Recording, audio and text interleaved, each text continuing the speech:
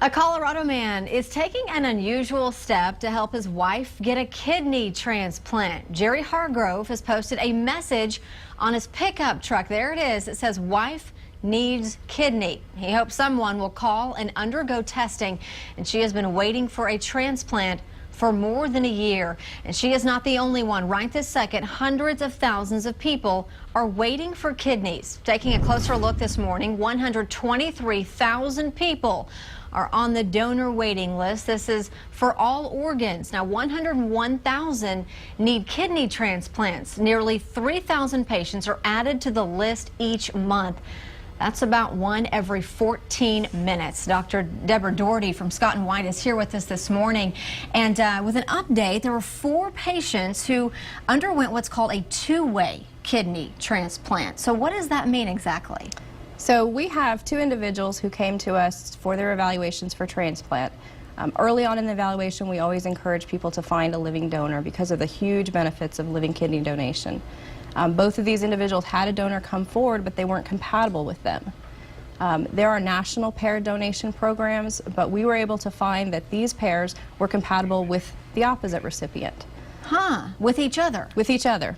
So it was actually a daughter who had a father who wanted to donate to her, and then also a mother who had a daughter who wanted to donate. Wow. So the father donated to the other mother, and the daughter donated to the other daughter.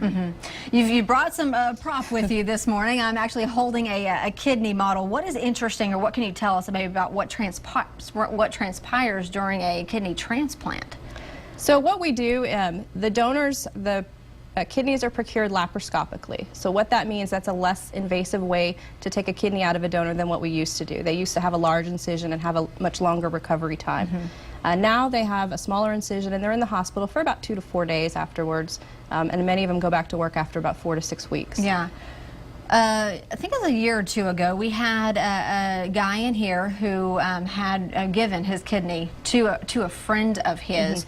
And so it kind of raised the question, well, can just anyone randomly say, I don't know someone who needs a kidney transplant, but I say, you know what, I'd really like to do something for someone out there who needs it. There are places you can go and get your name on a list to do just that. Absolutely. There are some national programs. Alliance for Paired Donation is one. The National Kidney Foundation is one. And then the UNOS has their own kidney paired donation program. But if you want to be a donor, all you have to do is call up your local transplant center. There are many people, like you said, who feel called to donate a kidney, but they don't know anyone who needs a kidney. In other cases, they might know the person peripherally, through their church or through Facebook. We really encourage patients to look at all their resources to try to find a donor. We have a patient who put up a Facebook page, and we've got a ton of calls of people calling to donate to him. And what's interesting is some of the people who called, even though they weren't a match for him, they said they'd be willing to donate for someone else. Yeah, and the man in Colorado with his wife who needed a kidney, just one example of a way that you'll do anything. Absolutely. To try to find someone. You never know who you might drive by that something might click in their brain to say, absolutely, see if I can help her out. Absolutely. Well, good information this morning, and we're going to put more information on our website at kxan.com on how you can donate, where you can go to get more information.